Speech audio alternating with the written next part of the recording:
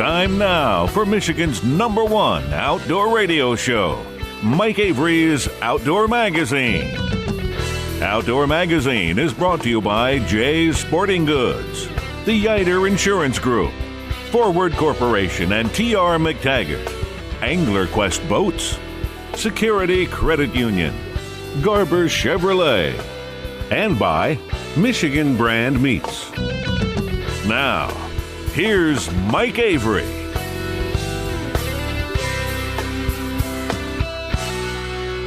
Well, thank you, Ken Hunter, for that introduction, and welcome to another edition of the Outdoor Magazine show right here on the Outdoor Magazine Radio Network. Glad to have you along with us. So glad to have you along with us. I do certainly appreciate it. There are a lot of things you could be watching or listening to or doing right now, and the fact that you can hear my voice, oh, I do certainly appreciate it. What have you been up to this past week since we talked last?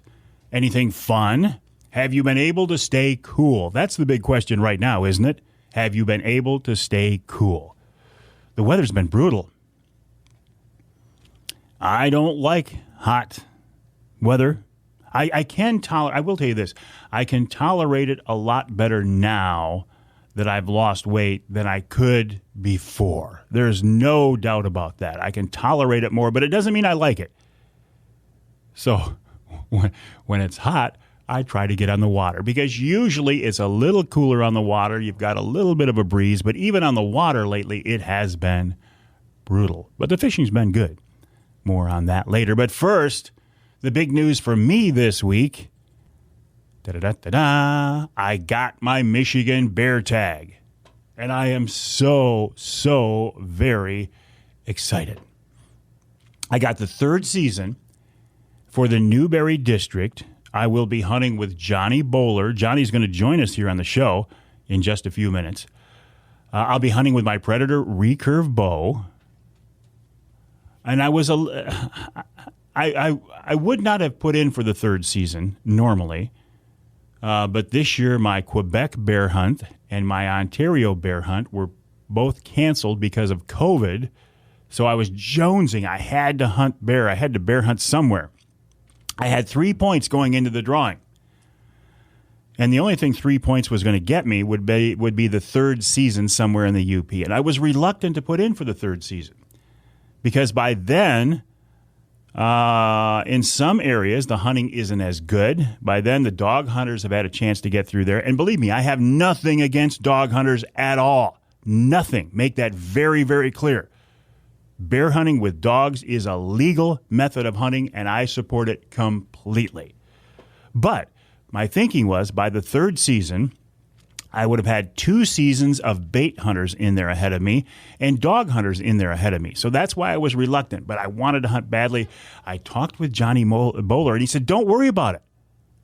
He said, I will. He can't promise, he can't guarantee because it's hunting. He told me, Mike, if you are willing and able to put in the time, I will get you a shot on a respectable Michigan bear. I said, Johnny, I am more than willing to put in the time, and I am able to put in the time. Let's do it.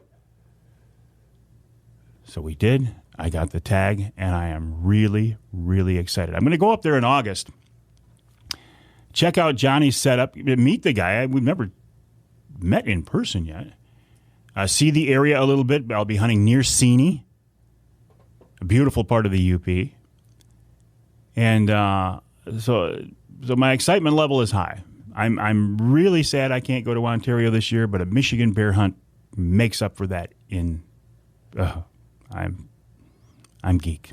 I'm geeked. No elk tag for me, of course. Now I did put in for a bull tag only, which does limit your chances. I understand that, but I was prepared to deal with that.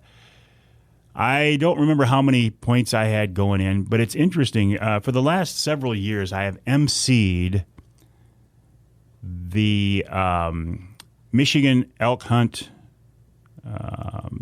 They have a mandatory meeting before that, and I've been the MC of that. And one of the things I do at each one of those, I say, okay, hold up your hands. How many of you have been applying for an elk tag for 20 years? And everybody holds up their hand. 10 years, 15 years, 5 years. invariably, somebody or multiple somebodies, when I get down to 1 year, anybody here who has applied for a Michigan elk tag only once, and there will be people who will raise their hands that they applied one time for a Michigan elk tag and they got a tag. And invariably, somebody gets a Michigan bull tag after applying for the very first time. I do not pretend to understand how the weighted drawing system works for Michigan elk hunts. I'm not saying it's not legitimate. I'm not saying it's rigged in any way at all. I just don't understand it. It doesn't make sense to me. I am convinced that I will never get a Michigan elk tag, though I will continue to apply. But on the other hand, I am also convinced that sometime in my life I will get a pure Michigan hunt, that I'm going to be one of the 3 winners. I'm convinced of that. And that's how I'm going to get my Michigan elk tag. And you can still apply for that. You can apply for that every week. It's $5 to apply. And I will continue to apply periodically right until the date at the end of the year when you can't do it anymore. Doing a Facebook Live right now in the studio, and somebody's asking, what's the link to my show? Tim, you can always learn more about what I'm up to at MikeAveryOutdoors.com. That's MikeAveryOutdoors.com. By the way, folks, if you want to send me a comment, a question, and Pat, I completely forgot to start the timer, so I'm at your mercy. You can always reach me to Mike at MikeAveryOutdoors.com. That's Mike at MikeAveryOutdoors.com with questions, comments, concerns, gripes, criticisms, whatever's on your mind. Let's hear it. Okay, so the weather. The weather has been very, very hot, right? Miserable to some degree. But speaking of the weather, have you heard any cicadas buzz yet? Now, you might call them tree locusts or cicadas, same thing. Have you heard any cicadas buzzing yet? I have not. However, I'm getting reports of them. For about almost the last week now, people around the state have been hearing the cicadas buzz. What's the significance of that? Well, if you go back to the old sayings, which I am a believer in, and I am a keeper of those sayings, meaning I don't come up with them, but every time I hear one of those old sayings, I document it. It could be something as common as, red sky at night, or sailor's delight, red sky in morning, sailors take warning, that type of thing. When the wind is from the east, the fishing is the least, that type of thing. But much more in depth. I mean, I've got these all documented. Every time I hear one, I write it down, and I give people who told me it credit. So if you have one of these old outdoor-related sayings, please send it to me. Send me an email to Mike at MikeAveryOutdoors.com. I will give you credit for it. I won't try to say I'm the guy who discovered it. But I believe in these things. I think that they're based in fact. They've been around so long that they're based in some kind of fact. Now, the way I first heard the whole cicada story was, from the time you hear the first cicada, it will be 6 weeks until the first frost. I'm telling you right now, that's not true.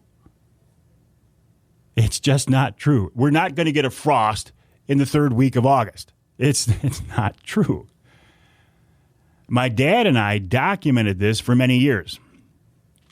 And at one time I was saying, well, it's not 6 weeks. It's actually closer to 8 weeks. Well, it's not even 8 weeks. Maybe it's closer to 10 weeks. Maybe it's 3 months. So I'm not going to tell you that from the first cicada buzz till the first frost is going to be 6 weeks. However, I am convinced that there is a pattern in that the earlier the cicadas buzz, the earlier that first frost will be. And the later the cicadas buzz, the later that first frost will be. There are patterns in nature. I am convinced of that. And these old sayings oftentimes tap into that knowledge that was gained and gathered over generations. And that's how these old sayings came up. But the cicadas are buzzing. And over the next 3 weeks or so, the cicadas might be deafening. I remember the old house we were in out in the woods. I would back when I was doing a TV show, I would go out in the yard and try to do a stand-up on camera to introduce a segment of the show, and the cicadas would be buzzing so bad that it made it hard to do it. I have to wait for a lull in the cicadas to record it. I've been fishing. I've been fishing quite a bit and doing surprisingly well for this time in the year. My skinny water, my shallow water is holding up surprisingly well. Been out there on the Angler Quest on Saginaw Bay, having a good summer. And the size of the fish has been very good as well. Very pleased with that. It's been a good summer. I don't want to see it go. I do want to see it calm down a little, or cool down a little bit. Coming up on this week's Outdoor Magazine radio show, Johnny Bowler will be joining me. Johnny is the guy that I'm going to be bear hunting with in the Newberry District at the end of September. And then a buddy of mine, Tony Sove, he's my fishing partner, one of my fishing partners, but he's also extremely lucky this year. I'll give you details on that. In hour number 2, we're talking about catfishing from shore with Andy Brennan. Jason Wolverton of the Forward Corporation joins me, talking about the Real Men Wear Pink campaign, also the promotional opportunity to save money on gas if you buy the Mike Avery Hunter Sticks. And then in hour number 3, we're talking about getting ready for deer season with Tim Roller of Whitetail Journey, and of course, wild game chef extraordinaire Dave Miner has another great recipe that's coming up this week right here on Outdoor Magazine. Again, the website, MikeAveryOutdoors.com. You can always reach me at MikeAveryOutdoors.com. We'll take a quick break. Lots more coming up this week right here on Outdoor Magazine.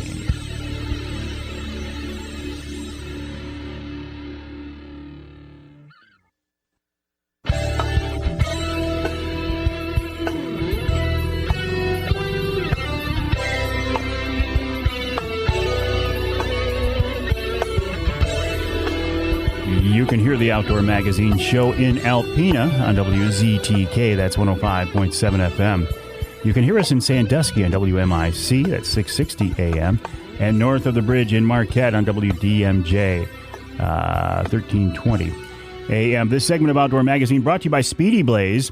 Speedy Blaze is a safe, clean, water-resistant alternative to firewood, and it's safe to cook over because it's made from recycled hardwood. Check them out online at speedyblaze.com. That's speedyblaze.com. I am anxious to use my Speedy Blaze in a new solo stove backyard fire pit. Now, I was hoping to use it over the 4th, but it's been so darn hot. Who wants to who wants to sit around a fire, right? But as soon as it calms down, we are going to use that. I'm very excited. speedyblaze.com. I'm also very excited. Very, very excited about bear hunting in the UP this fall because I got a tag for the Newberry District. I got the 3rd season, and I'm going to be hunting with a guy named Johnny Bowler. And Johnny's with us now on the Outdoor Magazine phone line. Johnny, welcome to the show. How are you? Pretty good. Hey, listen, I am so excited about hunting with you, Johnny.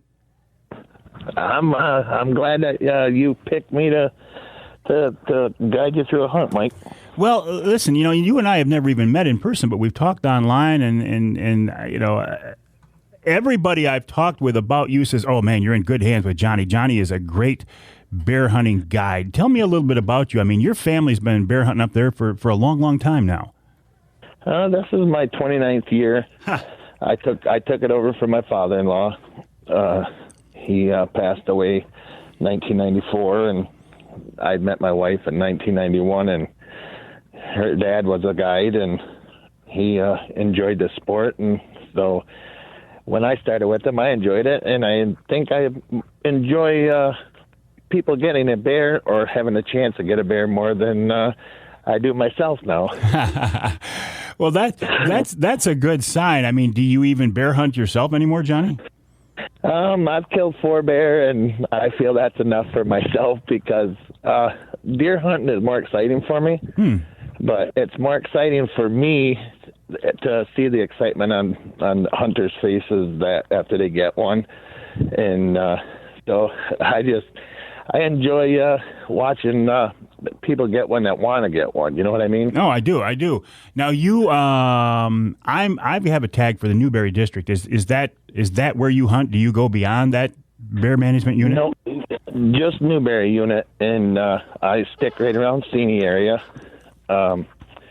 I choose to, I have some private property that I hunt on, and then I also hunt state land, but I hunt next to the Santee National Wildlife Refuge, and that kind of keeps me away from the dog hunters.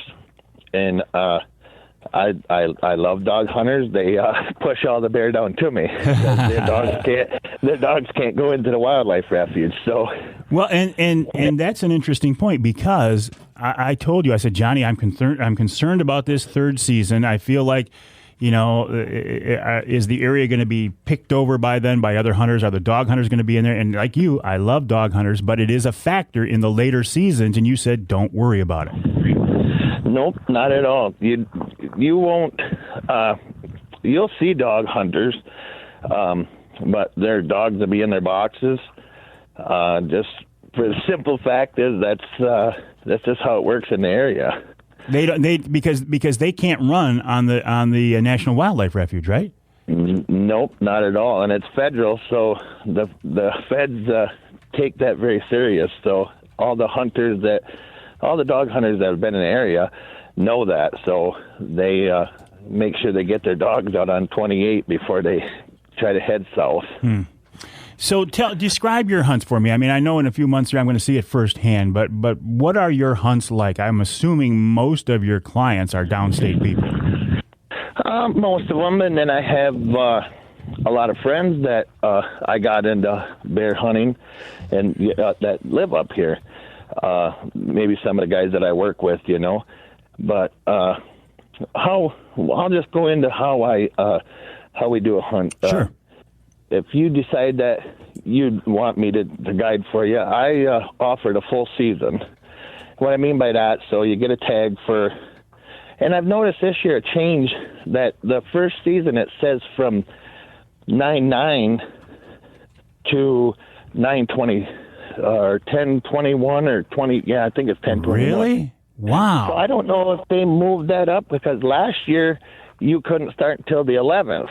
So it was a day behind, from what it used to be. So anyhow, I give you it for the whole season, because I know a lot of guys offer a week hunt, and I work just as hard for my money as somebody else does. So that's how I look at it right off the bat. So the weather isn't always good. The wind ain't always good. So I feel if you have a weekend or two and you need to come back, come back. And so I just keep the baits going. That's just how my father-in-law always did it. How many baits are you running, Johnny? Well, it all depends. Normally I run about 20 to 27. I got two guys that help me. And but this year it's going kind of slow, and I don't mind it at all, because I got you coming and one other guy so far, and I want to make a hunt this year for you work out the best that we can.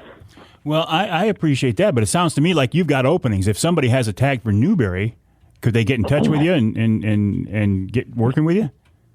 Sure.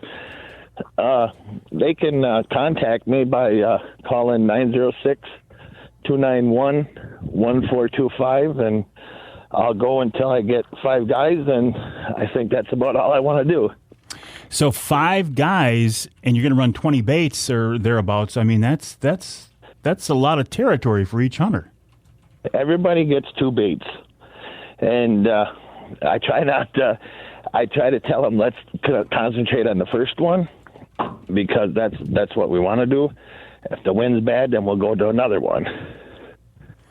Well, listen, one thing I've learned is when you start jumping back and forth between baits, that's when you're going to screw yourself, right? Exactly. I've done it a million times, and I kick myself in the rump every time. Yeah. As a matter of fact, I took a kid up here that's I hate using the words physically challenged, but he has a hard time getting out in the woods and stuff, and so I set up 3 easy spots for him. He's a young guy, friends with my son. So we go to the one bait the first night because the bear's on the camera at 7 o'clock every night. Well, he didn't come in. So I went and checked the other camera at the other bait, and there's the bear in there at 5 minutes after 6. we're going there tomorrow. Well, we went over there, no bear. I'm like, Trav, we're going back to our first original bait. And at 6:35 that night, he dropped it on the pile. So we should have just stayed where we were because the bear kept coming back every day. It's a mind game. Oh, it is big time, without a doubt. So what are your baits like? You can now use barrels, I think, can't you? On private property, Mike, barrels on state land is just about useless. Why is that? Well, you can only put them a certain distance off the edge of the road, like a regular road. You gotta only have like 1-inch hole, so you're kind of wasting your time. But good for dog hunters because the bear's gonna play around with the barrel trying to get the food out of it, and the bear spends more time around there, and then the dog hunter can run him off. Bait hunter, I don't think it would be really hardly worth it. So 55-gallon drums? Yeah. I use the plastic drums, and then I put the lid on it, and then I put a rock on top of the lid. Well, there's not much you can do to keep a bear out of a bait. I've seen that. Bears are surprising. I mean, I've been on baits before, Johnny, and I mean, listen, I'm telling you nothing you don't already know, but I want to share this with other people. I've seen small bears walk up to a bait and take a log and just push it aside with their paw and not think much of it until it was time for me to go out there and reset that bait, and I could barely lift that log up. Oh, for sure. For sure. I like messing with them. The bigger the rock I can find and I can get on there and watch them how they push it over is just unbelievable. It's fun just to watch bears, isn't it? Oh, it's a blast. I try to get friends and whoever. I tell them, hey, you draw a bear tag. Why don't you, if you can get up here into August, we'll go out and we'll watch them, and you'll get a show and see what it's like, how they come in. Because I'm sure it's way different when you're sitting there waiting for them to come in to hunt them. But it's just amazing how they can sneak in there. And you might be looking off, and you staring down there for an hour. You look off and to the right for 2 seconds. You look back, and the bear's already in there eating. I know. I love that. I love that. So is that what we should do, Johnny? Should I come up in August and kind of check things out and such? That's what I'd really like you to do, Mike. Maybe bring a couple extra shirts. You're wanting to be 15 yards away. I'd like to have your scent around. For me, it's easy for me to go out and see a bear. A lot of people say, well, how's that? Well, I'm out there every day from August 10th, August 11th, all the way, till you come. I take you out, do my routine, I leave.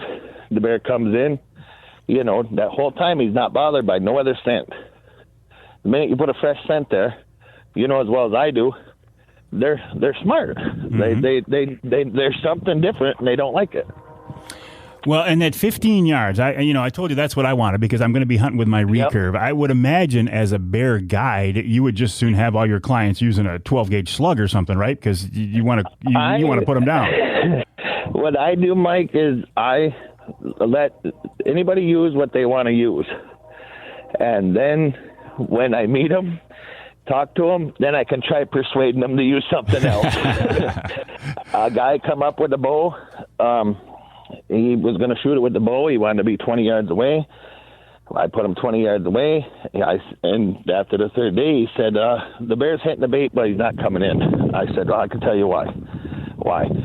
I goes, you're making noise or something. You're 20 yards away. I said, I'm sorry, you're just not going to get him.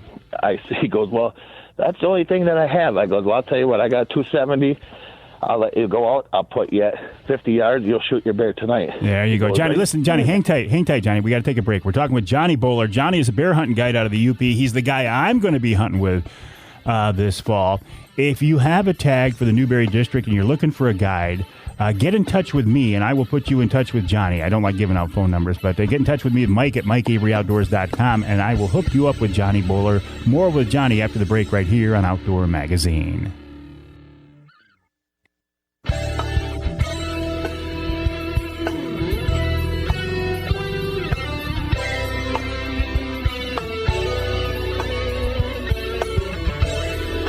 You can hear the Outdoor Magazine show in Battle Creek on WBCK. That's 95.3 FM. You can hear us in Port Huron, WPHM, 1380 AM.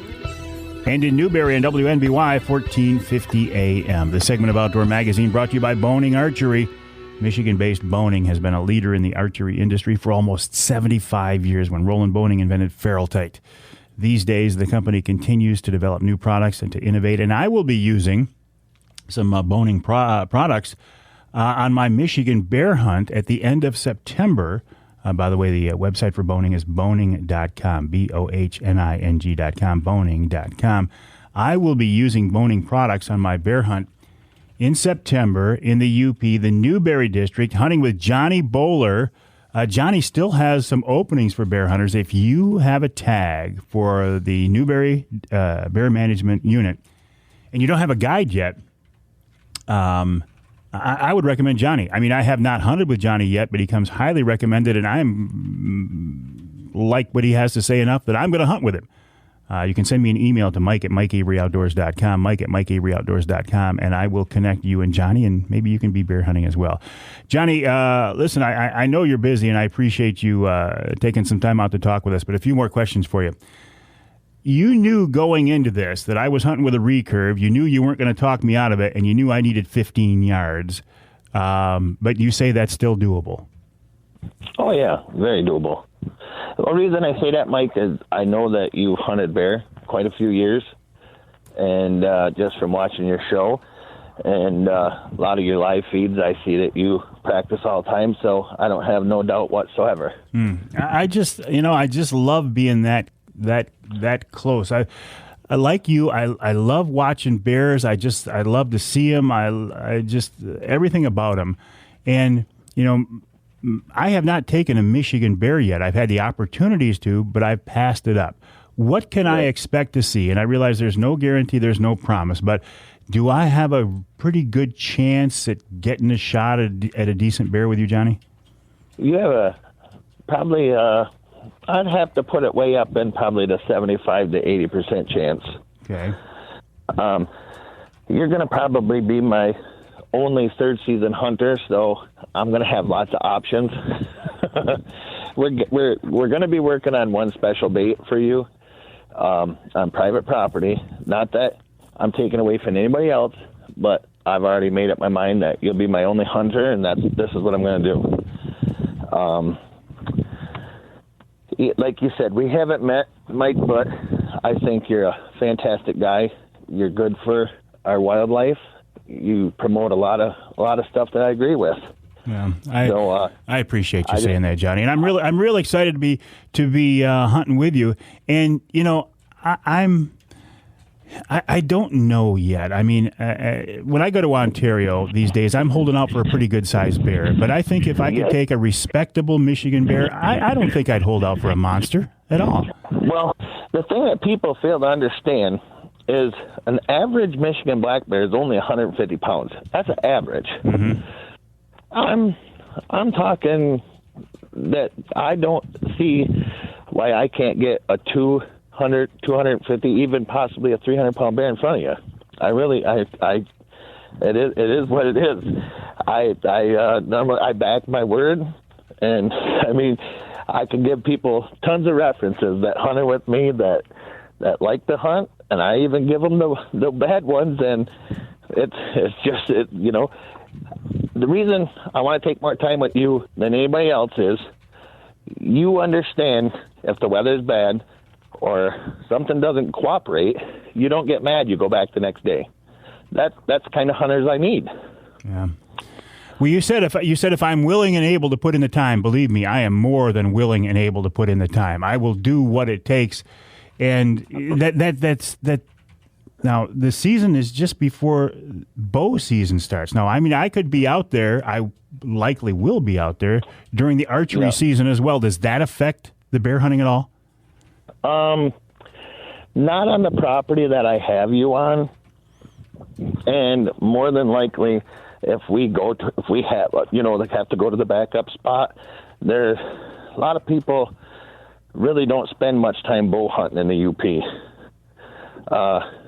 One, you can't shoot a doe, and people save more of their time for rifle season, and so we don't get the hunting pressure like we used to. Hey, do you have do you have wolves in that part of the area you're at? Oh yeah. You will more than likely see one.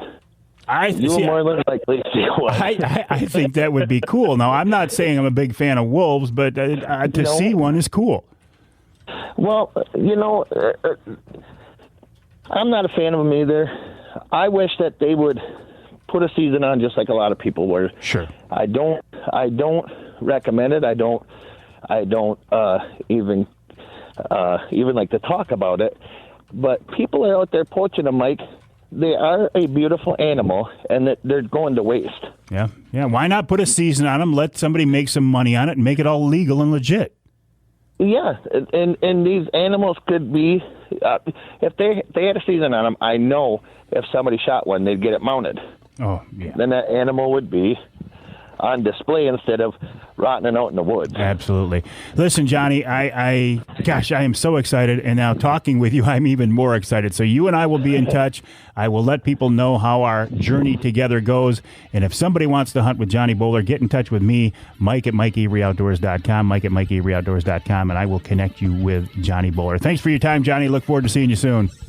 Okay, Mike. All righty. We'll take a break here in the Outdoor Magazine Show. When we come back, one of the luckier guys I know, and I'll tell you why after the break right here on Outdoor Magazine.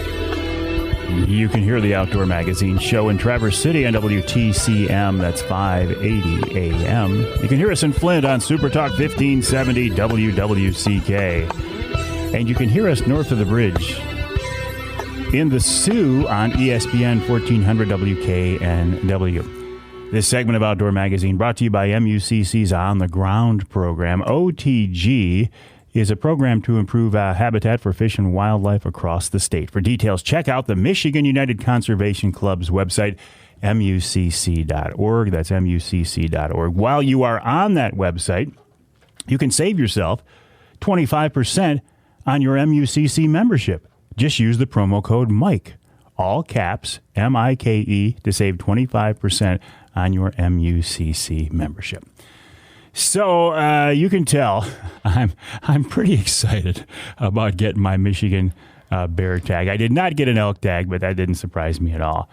I actually stayed up till midnight. It was Monday, July 6th, that the DNR was going to release the information about the tags, and they did it online. So I stayed up Sunday night till like 12:01 a.m. I was so excited to check the website.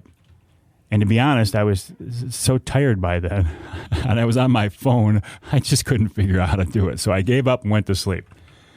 The next morning, I get up early, and I got this text from a buddy of mine. His name's Tony Sovey. He said, hey, did you get your bear tag? Well, I'm groggy and fiddling around, and I looked, and yeah, I got it. So we went back and forth a couple times, and Tony got his as well. So I was real excited about that. And then, well, I'll bring Tony on right now. Hey, Tony, how you doing, buddy? Good morning, Mike. I'm doing good. Hey, nice to have you here on the show, and it was great fishing with you the other day. You're one of my favorite fishing partners, and that the Saginaw Bay walleye action this summer is really holding up well into the season, isn't it? It is. And I got to say, you're my favorite fishing partner. Oh, that's because I bring cigars and Mike Avery hunter sticks. That's why. That could be a big part of the reason. And the angler quest. And the angler quest. I got you spoiled. That's what it is. Yes, you do. So listen, you got your bear tag. Congrats on that. You're going to be hunting with Gary Morgan in Newberry, right? Yes. East Lake Outfitters in Newberry, second hunt. Have you bear hunted in Michigan before? I have. So this is my third bear tag. And I'm hoping it'll be my first Michigan bear. My first tag was Newberry. I struck out. probably about 15 years ago. Second tag was 6 years ago in the west end of the UP. Struck out there, so hopefully number 3 is the charm. Well, I've hunted with Gary. He's a great guide. I think your chances are better with him than most people, that's for sure. Yeah, that's what I'm hoping. That's Yep. what he said. Success will be pretty good. Now, also, Monday was a pretty good day for you because you got some other good news. What was that? It was. So I got up for work about 4:30, and I didn't check it as early as you did, but I'm waiting for the shower to warm up, and I pull up on my phone, DNR website, and I went to check my application, saw that I got my bear permit, so I'm pretty excited. Then I scroll down, and I see elk successful. Then I thought, this has got to be wrong. It's got to be, it just means I was successful applying or something. So I went into my points to check to see where my points were, and my points reset to 0. That's when it kind of finally settled in. But So you got a bear tag and a Michigan elk tag in the same season? and a Michigan elk tag, yeah. Oh, a bull or cow? Cow. Got a cow tag. Well, and you know Do what? I wish it was a bull tag? Well, sure. Absolutely. Yeah, but am I elated? You bet. well, I think, and you made a change this year in the way you applied, and I think that's probably what put you over the top. What did you do? It probably was. So I had 16 points, and I had applied long before the point system, like you and many others. So I probably had 25 plus years of applying.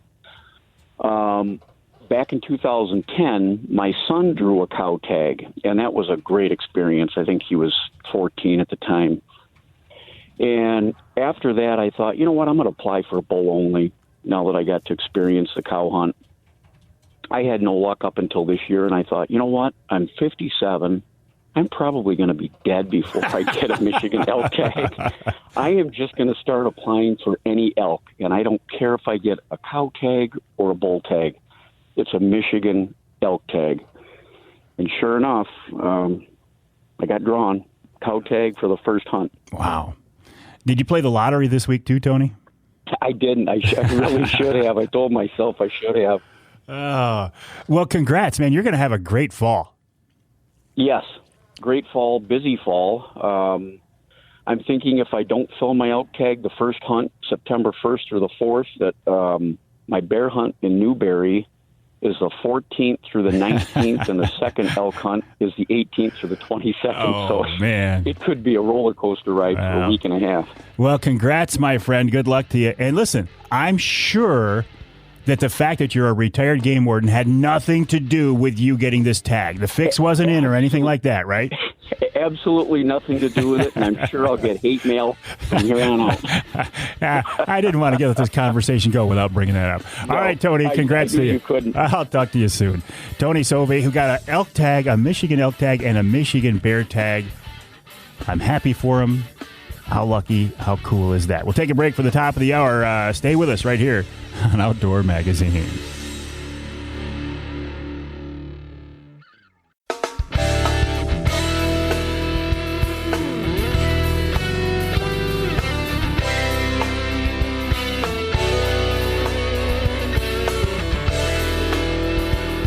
Time now for Michigan's #1 outdoor radio show, Mike Avery's Outdoor Magazine. Outdoor Magazine is brought to you by Jay's Sporting Goods, the Yider Insurance Group, Forward Corporation and T.R. McTaggart, Angler Quest Boats, Security Credit Union, Garber Chevrolet, and by Michigan Brand Meats. Now, here's Mike Avery.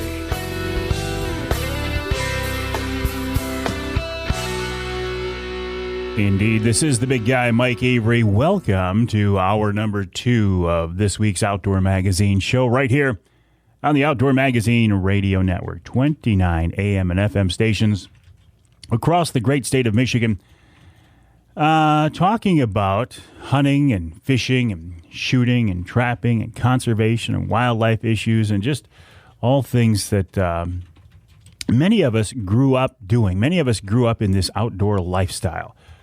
I think, though, it's real important that those of us who did grow up doing this type of thing, if we want to ensure this way of life, well, we gotta start sharing it. We got to start being more open. We got to start being more encouraging and trying to get more people involved in this lifestyle. But this show is a weekly, 3-hour celebration of the history and tradition of the outdoor lifestyle here in the great state of Michigan, and occasionally beyond. Most of our affiliates carry all 3 hours of the show, but not all of them do. If your local station doesn't carry all 3 hours, or if you live in some part of our state not covered by the broadcast signal, you can always hear the show as a podcast.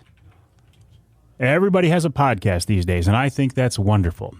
But there is a podcast version of the Outdoor Magazine radio show available.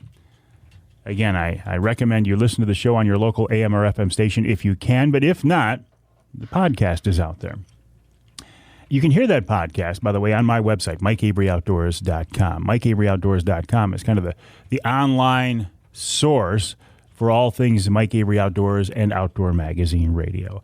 I also post it on the Facebook page, the Mike Avery Outdoors Facebook page each weekend. It's on my Twitter feed as well. I'm Avery Outdoors. If you're on LinkedIn, it's there. We also have a mobile app, although I don't know how much longer we're going to keep that out there, because there's not, in my opinion, not really much of a reason to have an app these days, because you can get the podcast so many other places, including iTunes and Google Play. You can hear us on iHeartRadio, on SoundCloud, Spotify, TuneIn, Stitcher, Radio.com, and probably just about any place else that you get your podcasts from. But regardless of whether you're listening to the broadcast version of the show or the podcast, the fact that you can hear my voice means a lot to me, and I thank you sincerely. Here on the show, I admit to having my biases. I oftentimes talk more about the things that I am directly involved in, and that's something I wrestle with and try to address and keep in my mind constantly. Like, I talk a lot about Saginaw Bay walleye, but that's my home body of water, and I'm out there a lot. If you were listening to me 20 years ago, I'd be talking about Lake Michigan salmon, because that's what I was doing. But I'm also very interested and very intrigued in other types of fishing, other bodies of water, other species, and fisheries that you can take advantage of without a big expensive boat, without a lot of expense. Andy Brennan is a guy who is really tuned into this. He's dialed into this. His company is called Catfish Andy's Guide Service, and you can find him on Facebook at Maumee River Flatheads. And he's with us now on the Outdoor Magazine phone line. Andy, listen, you and I talked several years ago, but it's been a while. Welcome back to the show. Thanks, Mike. It's a pleasure. Thanks for having me. Hey, listen, the pleasure is mine. Tell me a little bit about you and what it is that you do. Well, I live down in southern Monroe County, right on the state line north of Toledo. I grew up in Bay City, but the last about 15 years I've been fishing the Maumee River in northwest Ohio, almost exclusively for flathead catfish. I've gotten to know the river pretty well, made some connections with people. They've shown me around, and we're working to make this a go. I'd like to be a full-time guide at some point in my life, whether that's here or some other part of the country. But I grew up in Bay City, kind of going off what you had said. And I found out a few years ago they have a fantastic flathead fishery in the Saginaw River, too. And these last couple of summers has given me some variety between fishing down here and going up to mid-Michigan and fishing the river up there and catching some nice flatheads. Well, wouldn't you think that also, say, the Grand on the west side of the state and a lot of other similar rivers, I mean, don't a lot of our rivers have flathead fisheries? Come to find out, they do. The west side of the state, you got the St. Joe River, the Kalamazoo, the Grand, even the Muskegon River has them in Muskegon Lake. But I grew up in Bay City till I was in my early 20s. Then I went away to college, and I'd always caught big channel catfish there, plenty of those. And after a while, though, I fished a couple places out of state and caught some nice flatheads, and was eager to find a place near home that had them. To make a long story short, I was reading an In-Fisherman magazine, and they had Master Angler Awards for the year before. And for flathead catfish, it was like 2 out of 3 or 4 entries came from either Saginaw Bay or Saginaw River. And once I clued into that, I really started focusing my energy on learning that river and where to catch the flatheads. Educate me on catfish. When I'm out there trolling on Saginaw Bay and I catch a big cat, is that likely to be a flathead or is that a channel cat? More than likely you're going to channel cat doing that, depending on what you're using or where you are. But the channel cats are real prolific all throughout the Great Lakes. And if if somebody's interested, Saginaw River and Saginaw Bay, I think there's fish over, channel cats over 20 pounds in there, which, for a lot of people, that's a really nice fish. But I've heard of people down by me, like on Lake Erie, a friend of mine caught a flathead while he was fishing for walleye out there. So it's a very, there's some likelihood that you could tie into a flathead out there too. So, is the difference obvious? If I knew how to tell the difference, would it be obvious? Yeah, it would. The big difference is flatheads have that just flat head with their bottom jaw sticks out. Channel cats have an overbite. There's a lot of differences there, but a flathead, their body is built for kind of sulking on the bottom in short bursts of speed, whereas blue catfish, which we don't have that here, blue catfish and channel cats, they're more designed for swimming in current. So that, I don't know, just their physique like that, that's how you can tell the difference. So how big are these? I mean, obviously everybody who fishes wants to catch big fish. What's a big flathead? Man, on the Saginaw River, I would say, mid 30-pound flathead and above. There was a guy who I had seen on Facebook who was supposedly fishing on the Saginaw River a couple years ago and got a 55-pounder through the ice. And he put it back, too, which is amazing. So, Mike, I'll be honest with you, there's so much forage in that river. I think, you got a shot at least a 40-pound flathead in the Saginaw River. They're there. The biggest one I've gotten was 33 pounds. That was 2 summers ago. And I just think that there's such an abundance of things for them to eat that I think we grow them pretty big, and they're pretty prolific too. Well, I don't care what kind of fish it is. You start catching a fish 30 or 40 pounds, you're going to have your hands full. I tell you what, man, I have people who want to fish with me who want to bring their bass and walleye gear out, and I just say, do yourself a favor and use the gear that I have, because with flatheads, they can do a number on light gear. What's interesting with a flathead, in my experience, is when we fish in the river and you get one on, they don't surface right away, and they fight kind of just like anything else would. But when you get them up close to shore and they realize what's going on, that's when the fight really takes off. So that's the point where gear could easily be broken, line could be snapped, things like that. So I gear up with some pretty stout things just to prevent that from happening. How are you fishing for them, Andy?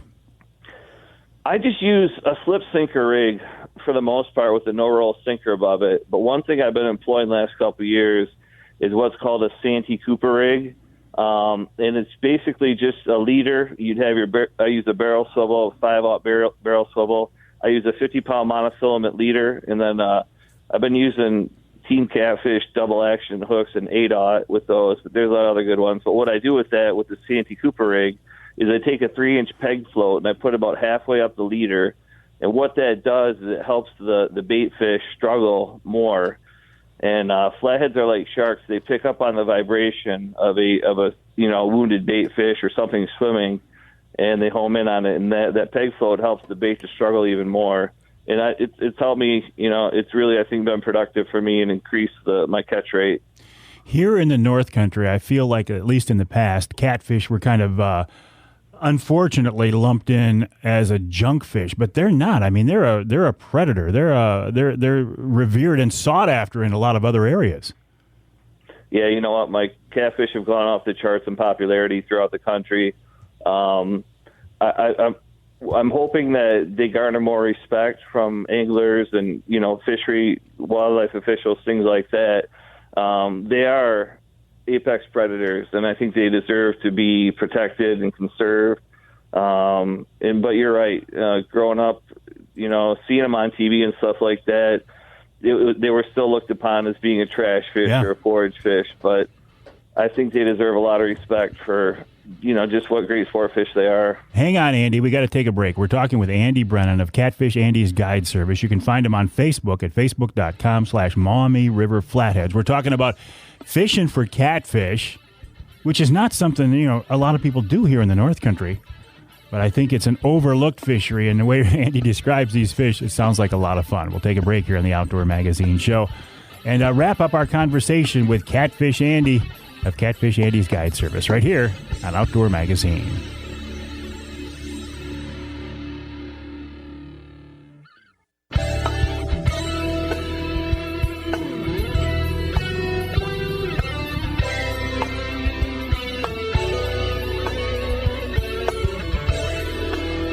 You can hear the Outdoor Magazine show in Tawas on WIOS AM and FM, 1480 AM, 106.9 FM. You can hear us in Mount Pleasant on WMMI AM and FM, 830 AM, 92.3 FM. And you can hear us north of the bridge in Ishpeming on WIAN, that's 1240 AM. This segment of Outdoor Magazine is brought to you by the Linwood Beach Marina and Campground. Linwood Beach can be your year-round Saginaw Bay fishing destination and your Mid-Michigan Tracker and Angler Quest headquarters. And I can tell you, the folks at Linwood Beach put on a wonderful fireworks display last weekend for the 4th. It was a very impressive display, and it was kind of a nice thank you to their customers, and that's the type of thing the folks at Linwood Beach do. They take their customers, their clients, very seriously and not for granted, and they appreciate those of us who do business there, and that's why I appreciate them and do business there whenever I can, and would encourage you to do the same. Check them out online at linwoodbeachmarina.com. That's linwoodbeachmarina.com. We're talking right now with Andy Brennan, Catfish Andy's Guide Service.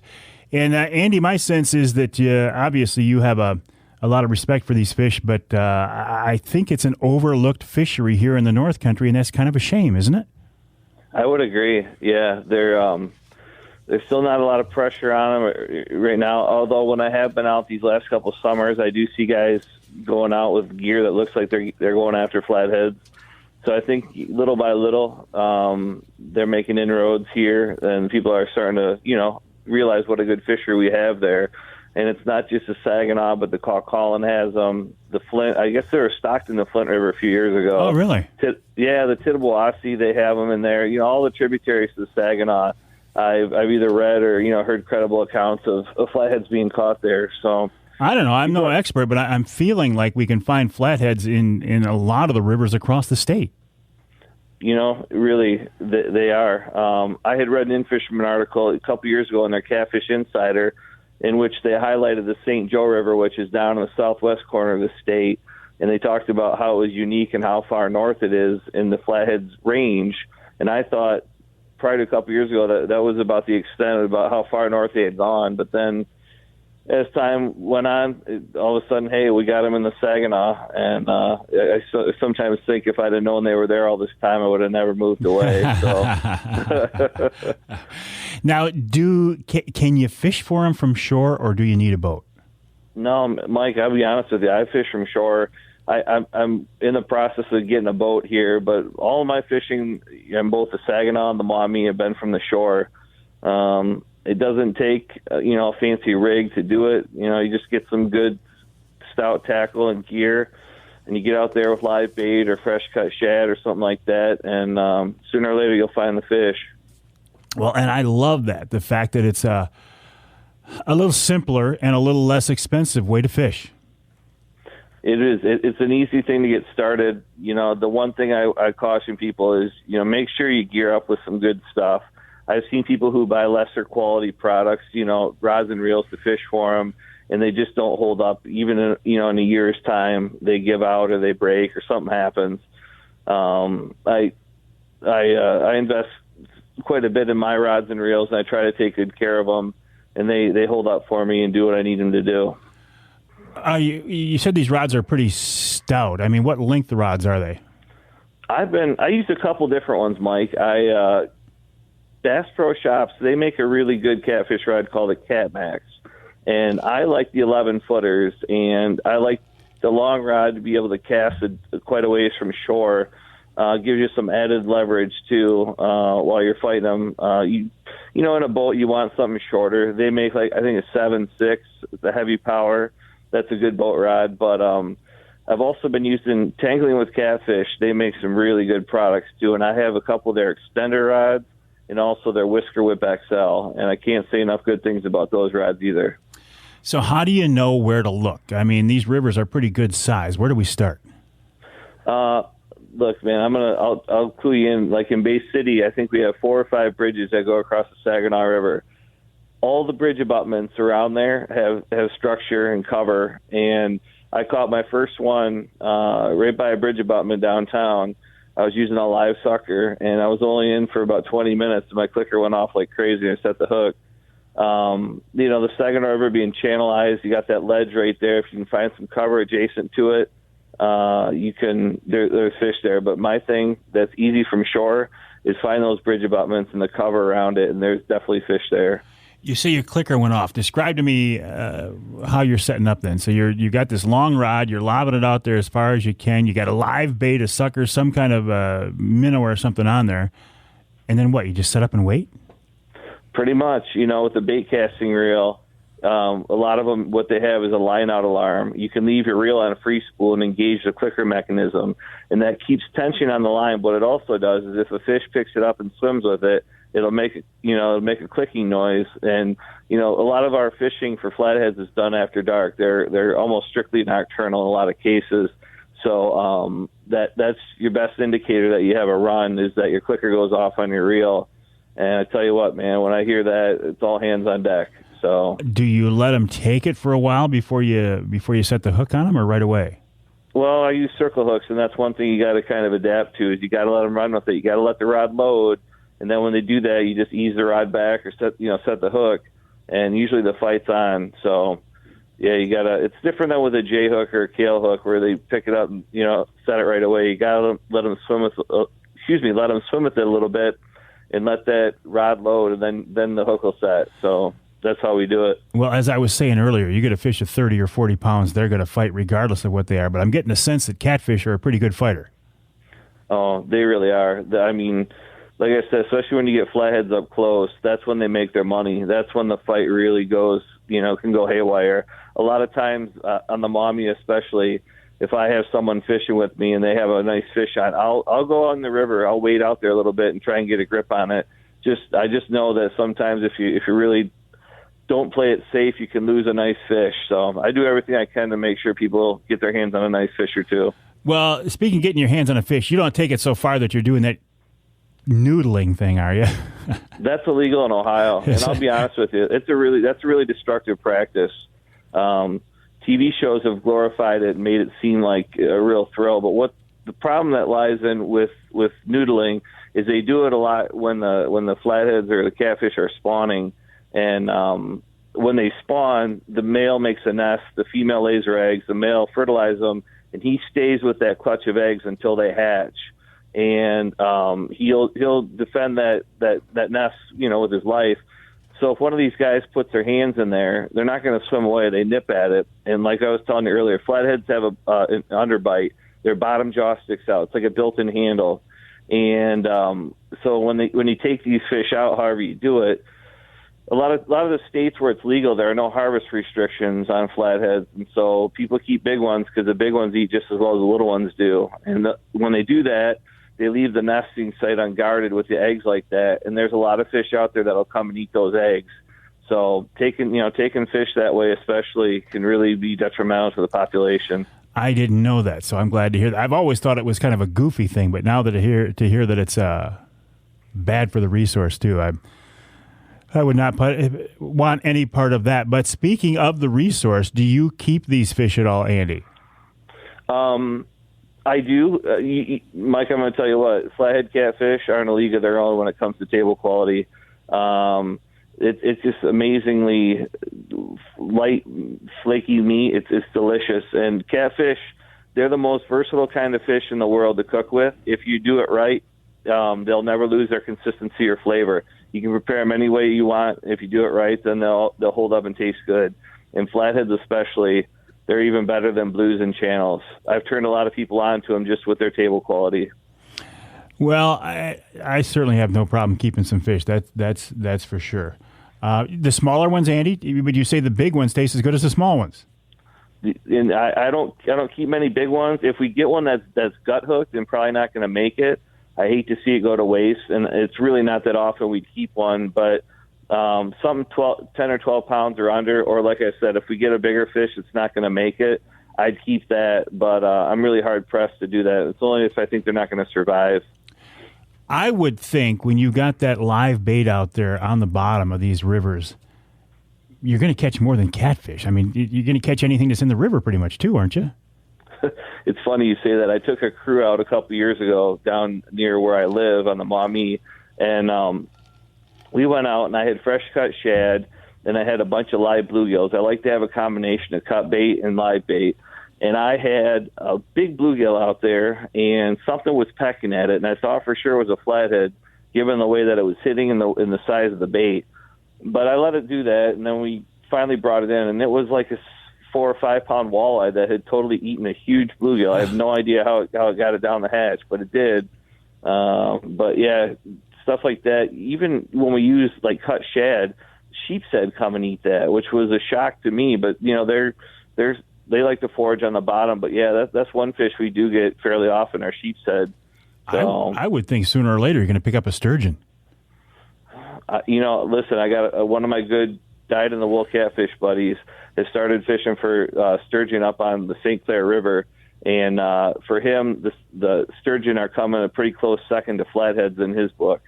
So I know we have them in the Saginaw, and I'd love to catch one sometime.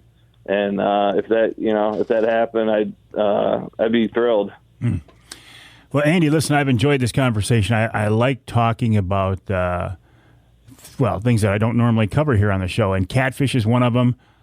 Fishing from shore is another thing, and I appreciate that. And I know we've talked a lot about the Saginaw and the St. Joe and the Maumee, but I would encourage people, look, if you're interested in this, you got a river nearby, why not check it out? Go out and do what Andy's talking about. Go out there some night and give it a try. And Andy, I think you're going to have a good time.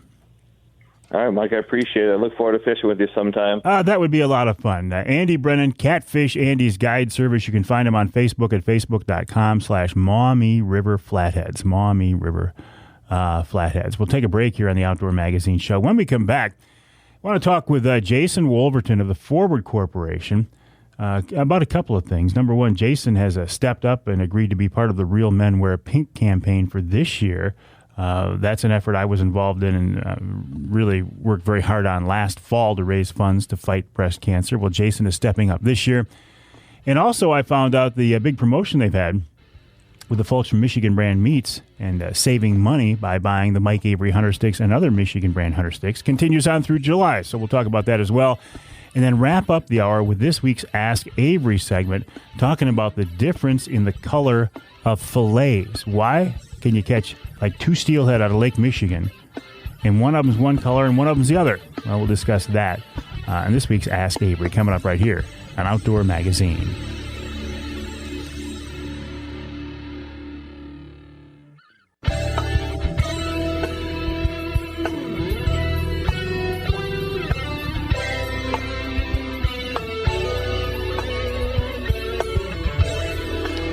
You can hear the Outdoor Magazine Show in Saginaw on WSGW-FM 100.5. You can hear us in Muskegon on WKBZ 1090 AM. And you can hear us in Houghton Lake on the Twister 92.1 WTWS. The Ask Avery segment is brought to you each week by Security Credit Union. Security Credit Union loves to work with outdoorsmen and women, and they want to be... and they want to help you with your next outdoor adventure. Check them out online at securitycu.org. That's securitycu.org. This week's question was sent to me on Facebook by John Cedar. And he sent me a picture of two big, beautiful steelhead fillets. One of them is the typical pink color that you would expect, and the other one is white. I mean, really white, like a walleye fillet. And John says, "Hey, Mike, I've been fishing for salmon and trout for years, and I've never seen this before. Wondering if any of your contacts at the DNR or a biologist might know anything about this coloration or lack of. These are both from a Lake Michigan steelhead. The white fillet I've never seen before. Any help is greatly appreciated." Now, these are two different fish. So I sent a question off to some fisheries biologists at the DNR. Oh, and I posted it online as well, and the response online was, well, it's probably a different diet. The fish are eating different things, or also that, well, one of the fish just spawned and it came back out of the river. That's what the people online say. The experts from the DNR said, number one, the diet of the two fish was vastly different. That would be their best guess. The other one was the strain of the steelhead might have been different or stocked, natural versus a stocked fish. The other was, well, maybe the water temperature was a little bit different, but that one doesn't make any sense because they were caught out of the same water. The best answer I got, I think, was from Randy Claremont, who is the fisheries Lake Huron Basin coordinator. He says, we see this a lot in Great Lakes salmonids. Yes, the coloration is from the diet, with the white generally representing pelagic prey and the red flesh representing benthic prey, with the exception of mysids, whatever that is, which can provide the red tone as well. In general, he says, alewife and smelt cause the white flesh. Some think it's related to the lack of the B vitamin complex, but he hasn't seen any evidence of that. On the other hand, crayfish tend to provide the most red coloration, but gobies also provide a diet that contributes to the red meat. He says, and in my opinion, the red meat usually tastes much better, but both are okay to eat. So it looks like, indeed, it probably is a diet thing. Now, I've caught a lot of Lake Michigan salmon and steelhead as well, and I've never seen a fillet like this one. By the way, if you want to see what I'm talking about, go to the Mike Avery Outdoors Facebook page, facebook.com/Mike Avery Outdoors.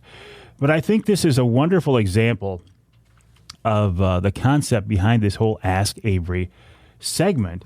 And John understood it completely. He said, listen, ask your contacts in the DNR.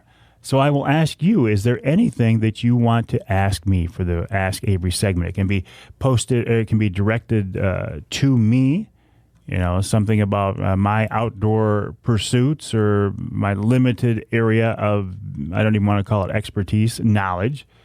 But also, as John did, if you know that if you realize that I probably have access to some of these people more than you might, only because it's the job that I work in, let me know. Send me an email to mike@mikeaveryoutdoors.com, mike@mikeaveryoutdoors.com, or do like John Cedar did. Send me, just post it right on the Facebook page. I think he might have done it in a private message. Or hit me up on any of the social media outlets. But I thought this was a wonderful question. He's got two fillets, beautiful fillets, of Lake Michigan steelhead laid out side by side, and one of them is absolutely as white as a walleye, and the other one is that nice pink, almost red meat that you'd get from a typical steelhead. And it was interesting for me to post it online and see what we thought, we being the general anglers, and most people said, hey, I think it's a diet thing. Others said, no, that fish just came back out from spawning. But, I don't think that makes any sense, because I've caught fish in the river and kept them and filleted them, and they were red, they were pink, so I don't think the spawning made any sense at all or makes any sense at all. But the diet thing certainly does. So if you would like to get involved in this whole Ask Avery concept, please feel free to do so. I would encourage you to do so. Send me an email to mike@mikeaveryoutdoors.com. In fact, that email address is good for anything. Any questions, comments, concerns, gripes.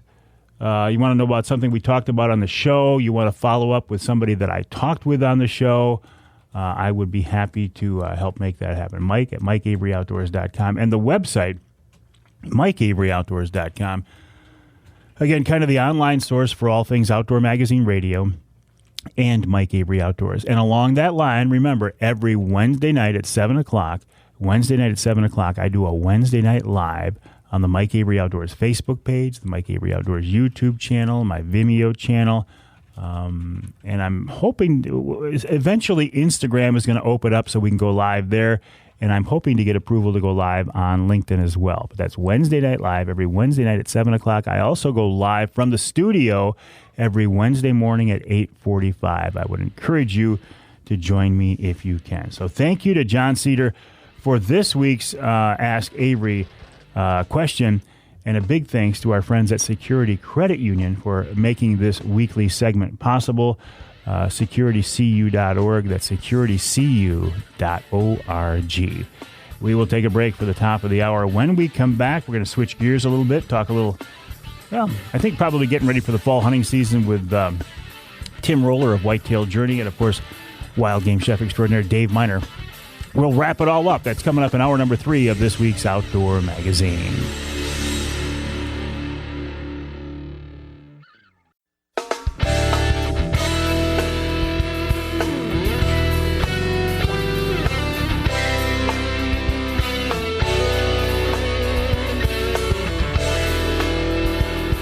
Time now for Michigan's #1 outdoor radio show, Mike Avery's Outdoor Magazine.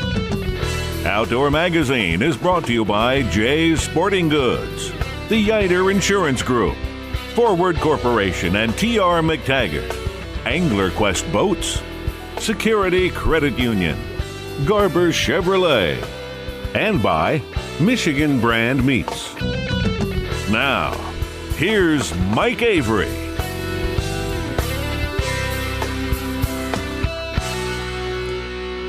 Yes, indeed. This is Mike Avery, and welcome to hour number 3 of this week's Outdoor Magazine show right here in the Outdoor Magazine Radio Network.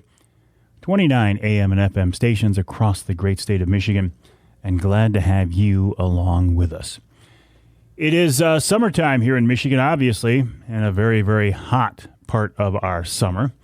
I've been trying to beat the heat as much as possible by being on the water and doing a lot of fishing and having a really good summertime walleye fishing season. But I do find myself, especially when it's so hot, maybe wishing for a little bit of a chill in the air and looking forward to the fall season. I'm not wishing summer away at all, and I want to take advantage of this fishing as long as I can. But I personally am very excited about bear hunting in Michigan this fall. But I know the number of bear hunters are far outnumbered by the size of the deer hunting population. And I know that the hardcore deer hunters never really let that season go. They're always thinking. They're either scouting or food plots or trail cameras or dreaming about deer hunting. And I think Tim Roller of Whitetail Journey, whitetailjourney.com, is probably one of those guys that in one way or another hunts deer year-round. But let's ask him in person here on the radio. Tim, welcome back to the show. How are you? I'm great, Mike. How are you? I am just absolutely wonderful, and I bet that deer hunting never gets too far out of your line of sight, does it? It's always on the radar. That's for sure. So what do you do in the summertime? I mean, what are you doing right now? Well, I'm trying to stay cool right now. Ain't that the truth? This heat's been ridiculous, but the heat is also a blessing, as far as some of the stuff I'm doing. So I've really been getting, every year I just get more and more into, as I get more properties to hunt and helping other people with their properties, more and more opportunities to work food plots and create food plots and stuff. I love creating food sources, travel routes. I love trying to get deer to do what I want them to do. And so this time of the year, I stagger those. We do a lot of different food types, so there's always, we try to have something green or something ripening, maturing at different times of the fall. So we always have something that's attracting those deer in some way, shape, or form. And a lot goes into that, depending on where the spots are, what winds we might have at different times of the year, where our stand locations are.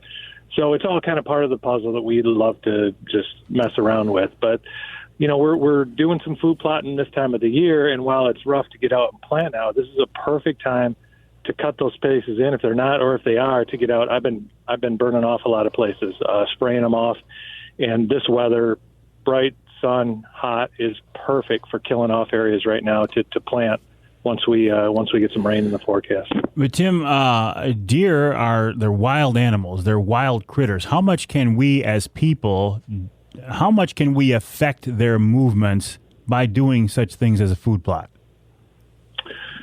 Well, I think there's all kinds of variables that go along with that. So, but you can affect them a lot, and there's no right or wrong answer, or there's no specific thing I can say, do this and you'll have deer coming into it. So many variables, like I said, go into it. It depends on your area. It depends on, how good your soil is. You've got to get the soil right. That's probably the biggest thing that a lot of people, they go into the effort of putting in a food plot, but they never test their soil. And if your pH is off in your soil, while your plants will grow, you can fertilize them and get them to grow good. They're not going to be palatable for the deer. They're not going to have a good taste.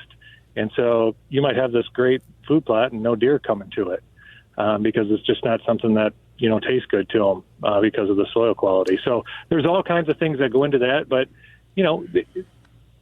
the more time you put into it, the more you're going to get out of it is generally a pretty good rule. Well, isn't that pretty much a pretty good rule for life in general? That's it, buddy. Yeah, I think you nailed it. Hey, you were talking to just a couple of minutes ago about getting new properties and getting access to new properties. That's a whole topic in itself. What kind of advice can you give us about, finding places to hunt? Because that's a big question for a lot of hunters these days. Yeah, I've always found for me, relationships and work goes a long ways. I think most people, if they have a piece of ground, they're pretty protective of it. And they don't necessarily want just anybody on there. They want to make sure it's going to be taken care of like they would take care of it or even better. And so what I found, when you can establish relationships and people know that you're going to treat their ground as good, if not better than they do, you're going to leave it way better than they found it. That's the old cliche, but it holds true.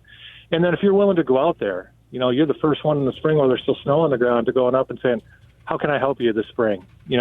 Getting, whether it's farm chores or whether it's planting, maybe it's picking rocks out of field.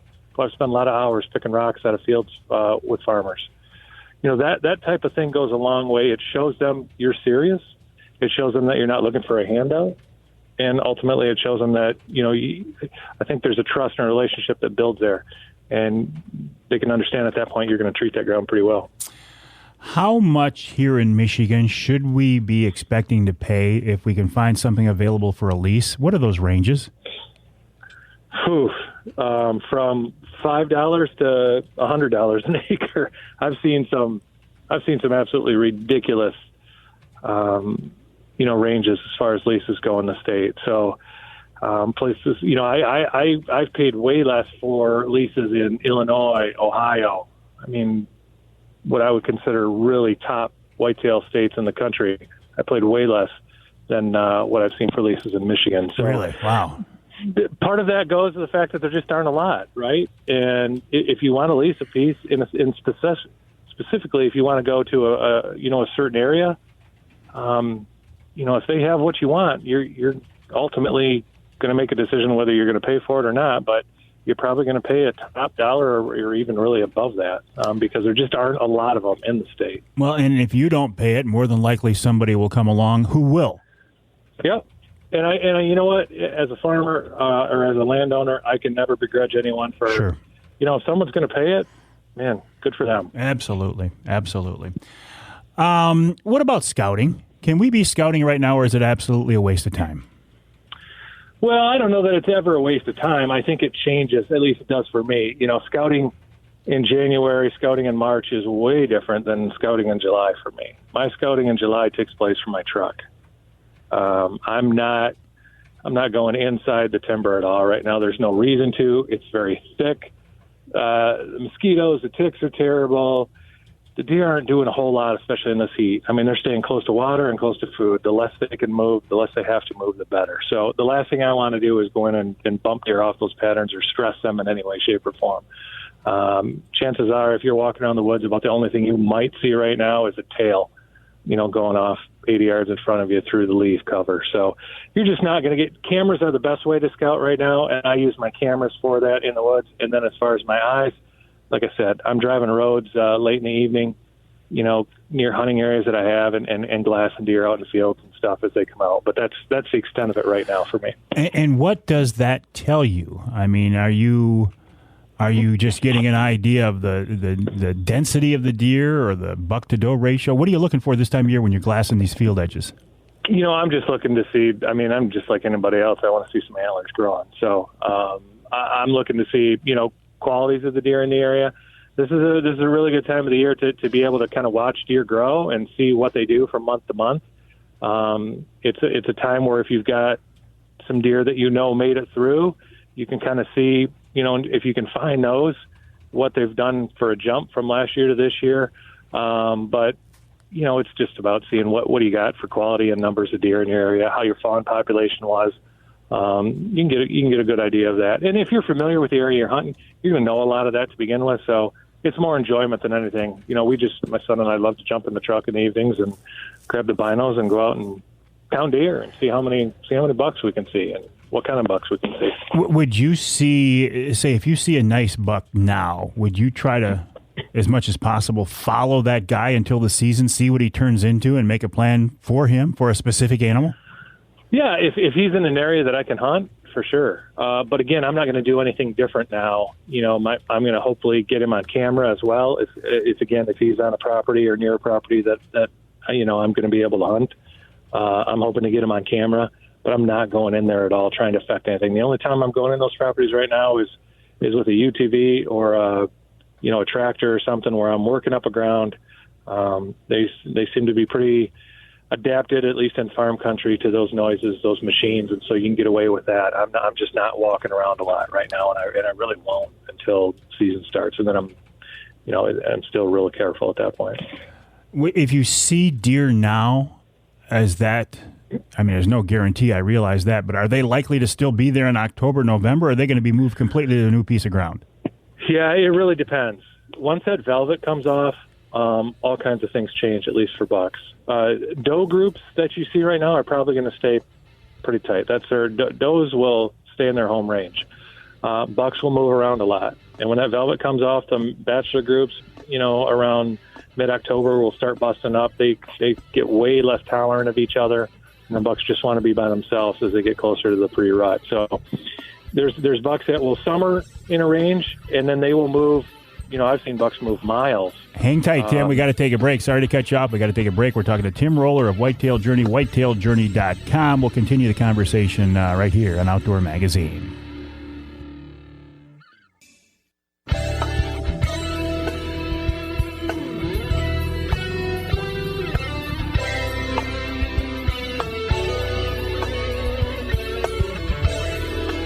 You can hear the Outdoor Magazine show in St. Joe on WSJM 94.9 FM.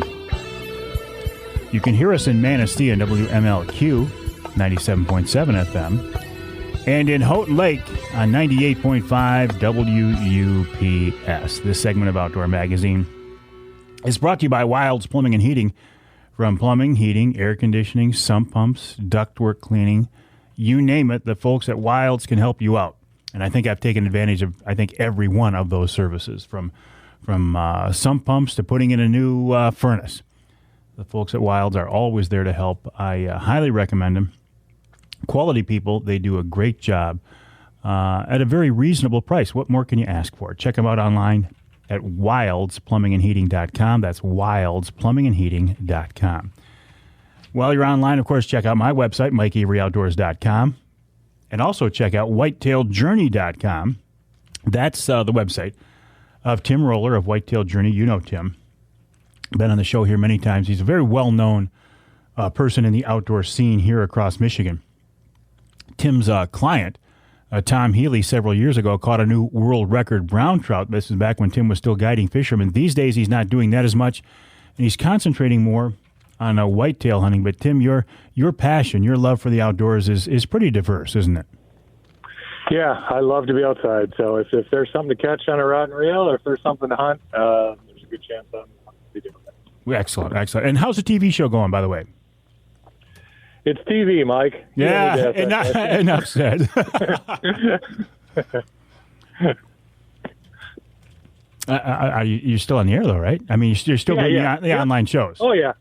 Yeah. We still here throughout regionally in Michigan. We're from about Mount Pleasant north through the eastern UP every Sunday morning, and then we're doing a lot of stuff online as well. Wonderful. I'm glad to hear that. Hey, listen, we were talking before the break, and I had to cut you off, and I apologize for that, so I want to pick up on that. Just because you see a bachelor group of bucks out in a bean field in July does not mean they're going to be waiting for you there in the fall, correct? True. Now, there's no absolutes. I mean, they could easily be there, but so many times when they start breaking up, and that usually happens, those bachelor groups start breaking up somewhere between the 1st of October and the middle of October. Some of those bucks are stay, some of them are going to disperse. So you're always going to probably have bucks that you've been watching there, and then you're going to lose some bucks, but you're also probably going to get bucks coming through your property that you have no idea where they come from. You haven't seen them before. All of a sudden they just show up. So that's pretty common. You talked about not wanting to go into these properties right now and also using trail cameras. These things amaze me. The technology involved in them now and the way guys like you are using them is pretty specific and pretty scientific. It can be. It's just one of those things. It's a tool, and you can really take it to, the degree of seriousness that you want to use it for. I still say trail cameras are easily the biggest advanced innovation in deer hunting, in the last, 30 years now it's been, maybe more than that when they first come out. I don't think there's been anything since trail cameras have come out that has affected the ability to pattern deer and hunt deer more than the trail cameras have. Do you leave them out year-round? For the most part, I do. Once they start dropping in the spring, when I start seeing my bucks, on the cameras dropping antler, then I'll generally bring them in, just kind of go over them, update them if there's software updates on them, change out batteries, change out cards, just kind of go over them, and then they're back out.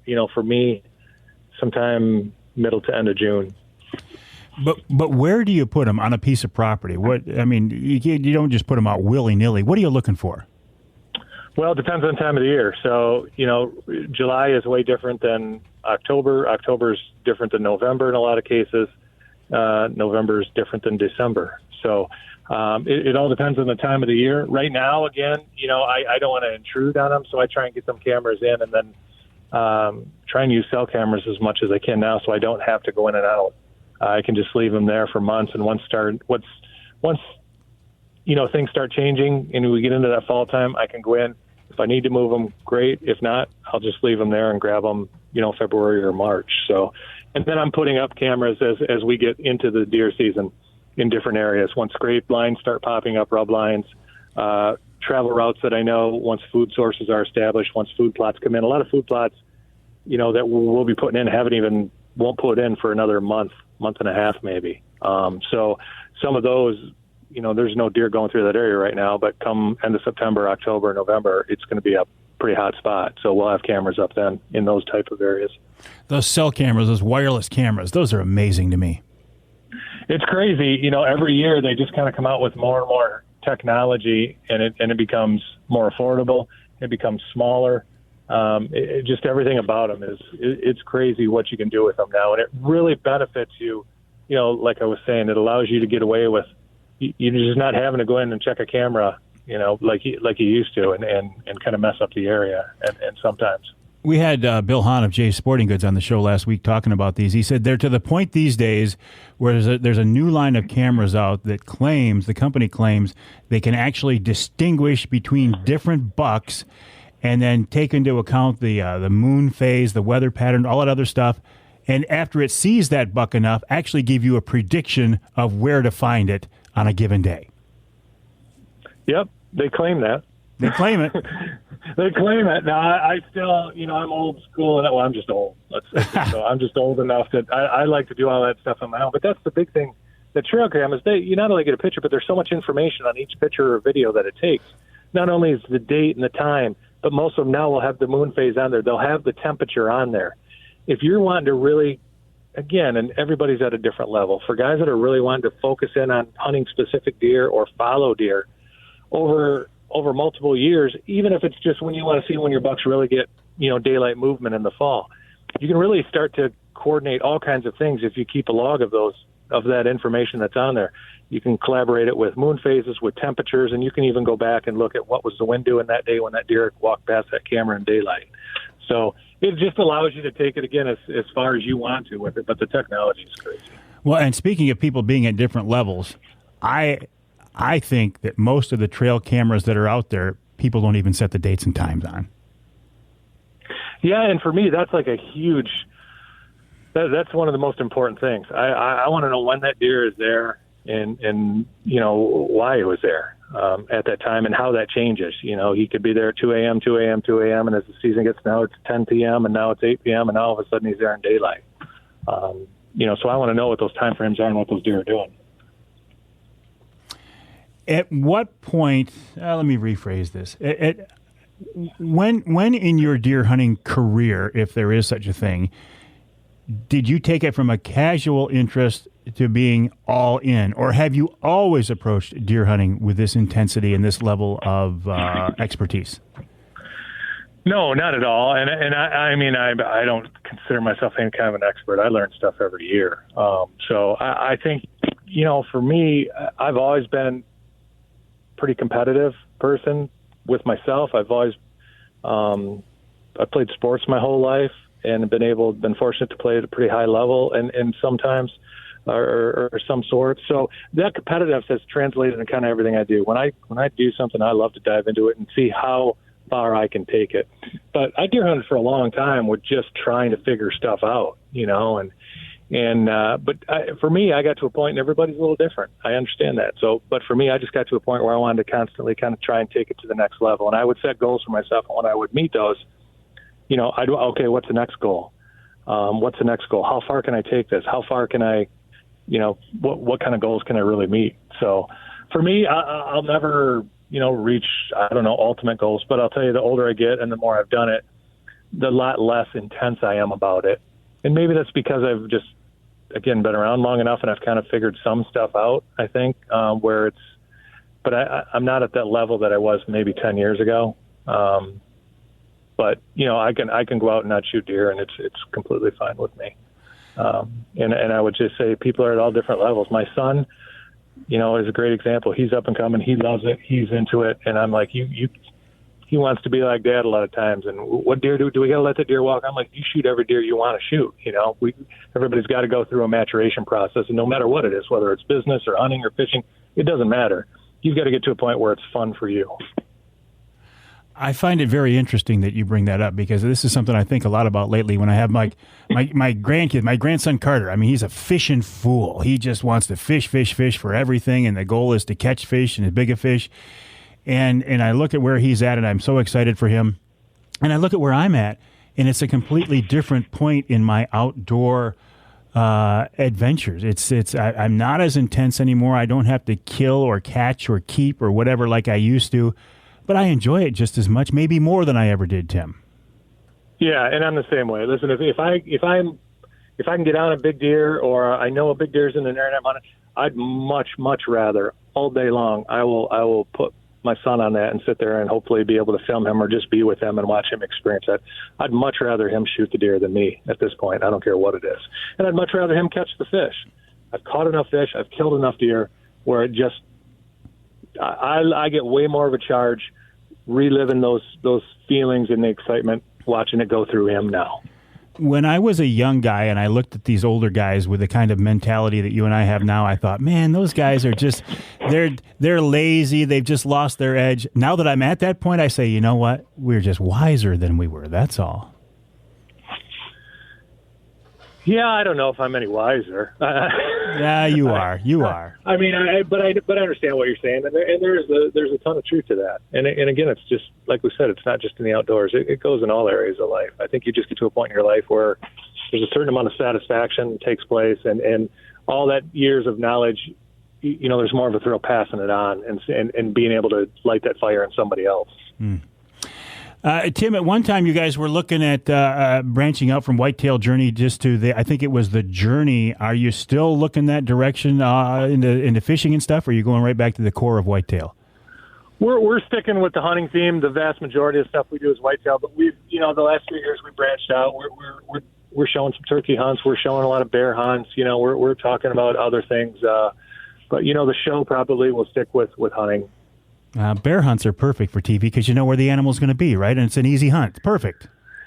If you can get across the border. Yeah, if you can get it. Or if you get a Michigan tag like I did for this year. There you go. Yeah. You the man. Yeah, well, I did not. We'll find out. I got smart and I put in for the third season. All right, Tim, listen, always a pleasure. Always nice talking to you. I'll send people to the website, whitetailedjourney.com, whitetailedjourney.com. Stay cool, and we'll talk to you again soon. Thanks for everything you do, Mike. Thank you as well. Tim Roller of Whitetail Journey, whitetailedjourney.com. Check him out online. Also check him out on your local TV station in the north part of our great state of Michigan. We'll take a break here on the Outdoor Magazine Show. When we come back, I don't know, a few random thoughts, probably more random than I'd like, thoughts I want to pull together. And then, of course, we'll wrap it all up with wild game chef extraordinaire Dave Miner. That's coming up right here on Outdoor Magazine.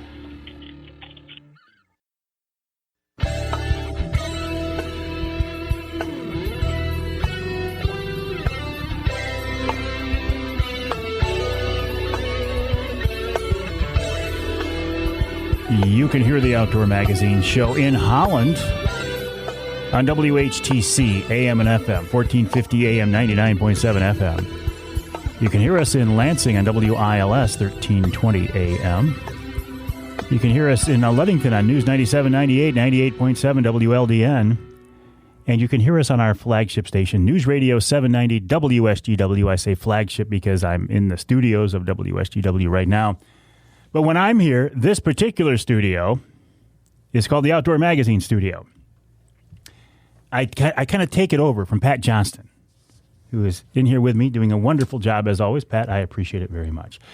This segment of Outdoor Magazine brought to you by Reeder Landscaping. Reeder can take care of your lawn and property because it's your nature and our nurture. Right now, the folks at Reeder are thinking about a few things. Number one, summer pruning.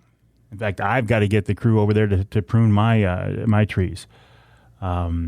This is the time to do your summer pruning, and then again in the fall. But right now, summer pruning. It's not too early to think about getting your fall coring done for your yard. Set that up now, and then also outdoor kitchens and bars. This is a big thing these days with people spending more and more time at home. Still, I mean, the state has been opened up and people are doing some traveling now, but I think it's no doubt that more people are spending time at home than ever before. So why not have the folks from Reeder design and build a beautiful outdoor kitchen or a bar set up for you? And don't forget about your sprinkler system and your yard. Without that sprinkler system, your yard is going to be toast. So maintenance, maybe even installation. Get in touch with the folks from Reeder Landscaping. That's reederlandscaping.com, reederlandscaping.com. I'll talk about a couple of things. Oh, I've had some wonderful time. First of all, I did, if you're just joining us now, I did get my bear tag, my Michigan bear tag for the third season in the Newberry District. I'll be hunting with Johnny Bowler near the Santee National Wildlife Refuge. My hunt starts the third week in September. I'll be hunting with my Predator recurve bow. And Johnny knows. He says he knows he's not going to be able to talk me out of it. That's the way I want to do it. That's how I prepare. He says he can get me that 15-yard shot, which is what I want for my recurve. And it'll be a challenge, but it's a challenge I'm up to. He said, if you give me enough time, I will get you a shot at a nice bear. So I'm pretty excited about that. In fact, I'm very excited about that. I'm also excited about the time I've been spending on the water this summer. Having a very nice fishing season. In fact, my most recent trip was kind of neat. I took out Senator Jim Stamas. Jim and we know each other from around town, and I have a lot of respect for him, and he has a lot of mutual friends and a lot of mutual interests, and been trying to get him on the water for a while now. And I didn't know what to expect because I take an awful lot of people out fishing who have never done it before. Now I knew Jim had fished before, but I take a lot of people out who are really quite new to it, and I like that. It's fun. It's fun to take people out and introduce them to a new body of water and or a new way of fishing. because everything is unique to them, and it's fun to watch them just kind of pick up on it and start to feel more comfortable with it, and you kind of take over being part of the process, setting lines and netting fish and stuff, and that's fun. I like that. But with Jim, I didn't really know what to expect, and man, was I pleasantly surprised. This guy knows his way around a boat, I'll tell you that.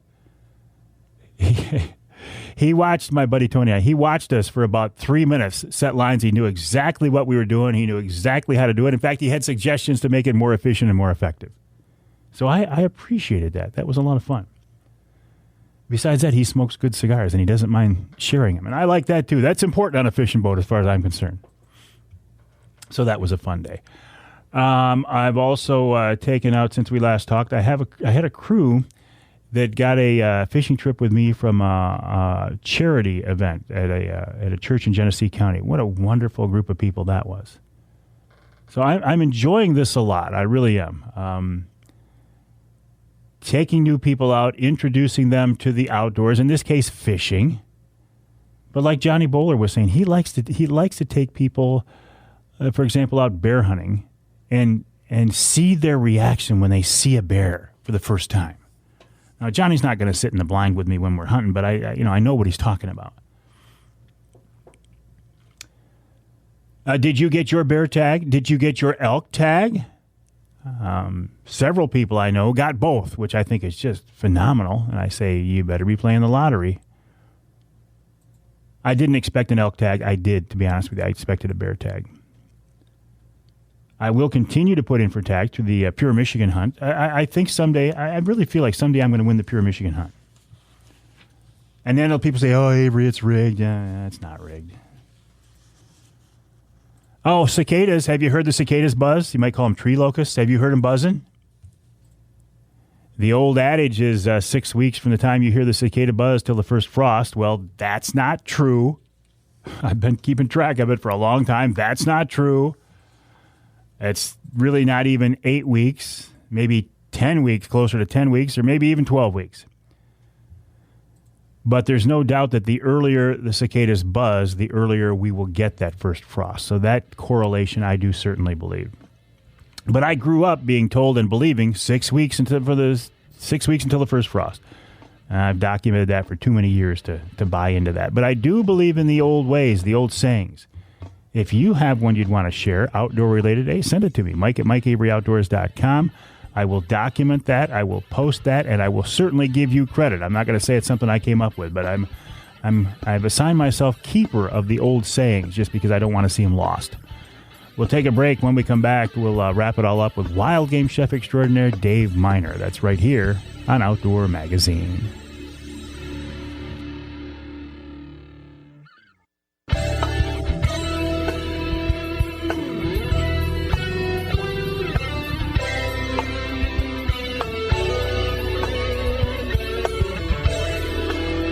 Welcome back to Outdoor Magazine. My name's Mike Avery. Glad to have you along with us.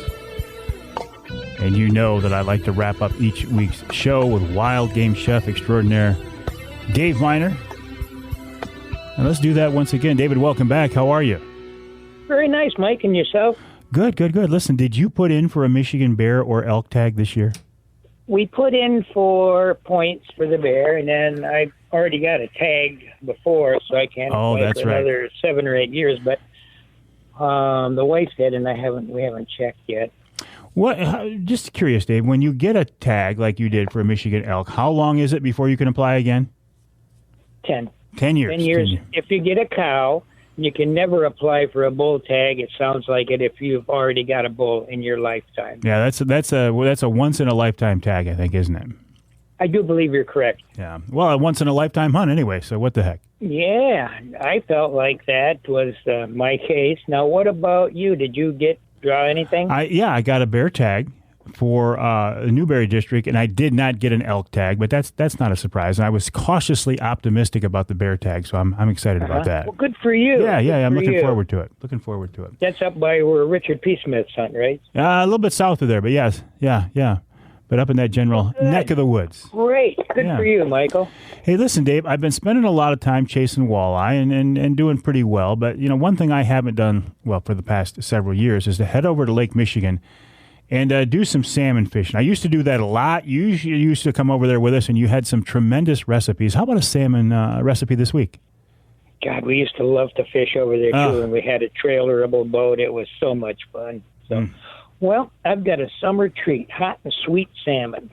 Perfect. This is going to be for 4 portions, and it's a Cajun blackened. So you need about 10 ounces or so of boneless, skinless filet per person. You want to make sure you skin it deep if they're the real big ones, because you want to get that darker meat off of there. You're going to need some either Gordon's or some kind of a blackening spice, olive oil. And if you want to make your own, you can use a cup of paprika and about a tablespoon of sage, basil, thyme, oregano, marjoram, white pepper, black pepper, cayenne pepper to taste. Mix it all up to your flavor. If you want it hotter, add more cayenne. So what you're going to do is take and you're going to lightly dust the fillets with some spice. And then in a, like maybe a glass dish or something, you want to put a couple ounces of raspberry vinaigrette, an ounce or so of olive oil, and if you like, you could use razzmatazz schnapps. It's a raspberry-flavored schnapps. It's just unbelievable flavor. And if not, you could take and melt down a little bit of raspberry jelly, a little bit of water, thin it down, and then add that to it. And then overnight, you want to cover this with plastic wrap in your refrigerator. So the next day, get a hot barbecue. I mean, get that thing smoking hot. And so you're going to pat the fish dry, and you're going to dust it with a little more spice, not too dry, just a little bit, so it's not going to drip in too much. Dust it with as much or as little spice as you like. Skin side up, and then when you turn it over, the rib side will be facing the diner. So it's only going to take a couple minutes. The smoke flavor is going to come from the spice falling off. You're going to have a real nice thing. So it's only going to take maybe 4 or 5 minutes. You want to take a little bit of a fork, take a fork and bend it over a little bit, the meat, and if it looks like it's almost done, take it off, because if you don't want it the medium well, because it's going to finish cooking, So for a sauce, you want a couple cups of raspberries, 2 to 3 ounces of raspberry schnapps, or again, some of the jelly melted down in some water, a cup of water, and about between 1/4 and 1/2 a stick of butter. Cook it down kind of fast, and then you're going to take a hair fine sieve and strain that on the plates, and then you're going to put the fish on top of it. You can add a few more berries around for the aesthetic value, so it looks real nice. And I'll tell you what, it's a killer dish. You could use this with walleye and maybe even sheephead. Sheephead. Yeah. Oh, yeah, you're circling around to that sheephead again, aren't you? It's good. People should understand. Don't throw them away. Eat them. Well, we threw back several of them yesterday, and every time we did, I said to the guys with me, I said, Chef Dave Miner would be unhappy with me right now if he knew what I was doing. Oh, well, to each his own, Yeah. Hey, David, what about Oscar and Joey's? What's the status there? I know a lot of restaurants, because you can only go to, 50% or whatever, it just doesn't make sense to open the doors. I mean, I'm not trying to get into your business, but what's your status? No. Well, we're going to wait until we see just how it goes. So many restaurants are opening and getting it. And both Terry and I have had heart problems, and if we get it in the restaurant, we end up with it. The doctor told us a while back when this first came, you might as well kiss your loved one goodbye, because that's the last time you'll see him because of the way that it attacks people with heart problems. So we're just going to hold off and just don't want to get sick. No, I don't blame you. I think that's a very smart decision on your point, but you promise me when it gets to be time that you'll let us know, all right? Oh, yeah, definitely. You'll know weeks in advance. As soon as they get some sort of a cure or something that we can kind of alleviate getting sick and dying from it. So, the elderly, which we are. Yeah, you're not elderly. Don't give me that stuff. Wild game chef extraordinaire, Dixie Dave Miner, a big part of the Outdoor Magazine show, as are you. Because if you weren't listening, there'd be no reason to do the show, and my life would be very, very sad. Hey, join me during the week, if you would, on social media, Facebook, YouTube, Instagram.